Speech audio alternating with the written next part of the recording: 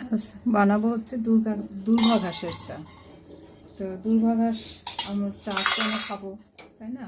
আর দূর্বা ঘাস অবশ্যই চেষ্টা করতে হবে ভালো জায়গা থেকে নিয়ে বেশ খানিকক্ষণ পানির মধ্যে ভিজিয়ে রেখে তারপর ভালো করে ধুয়ে নিতে হবে, কারণ এটার মধ্যে তো ময়লা থাকতে পারে। সবচেয়ে ভালো হয় যদি ছাদ বাগানে থাকে সেটা। তো দূর্বা ঘাসের চা কেন খাবো, কারণ হচ্ছে দূর্বা ঘাস হচ্ছে আমাদের শরীরের যে টক্সিন পদার্থ বা বিষাক্ত পদার্থ সেটা বের করে রক্ত পরিষ্কার করে দেয়। এমনকি হিমোগ্লোবিন যাদের কমে যায় তারা কিন্তু নিয়মিত বা এক নাগারে 7 দিন দূর্বা ঘাসের চা খেলে হিমোগ্লোবিনের মাত্রা বেড়ে যাবে। টকবক করে ফুটছে, আমি চুলাটা বন্ধ করে কিছুক্ষণ ঢেকে রাখবো। এবার সেকে নেব। তো এটা কিন্তু হজম শক্তিও বাড়ায়। দূর্বা ঘাসের যে চা এটা হজম শক্তি বাড়ায়।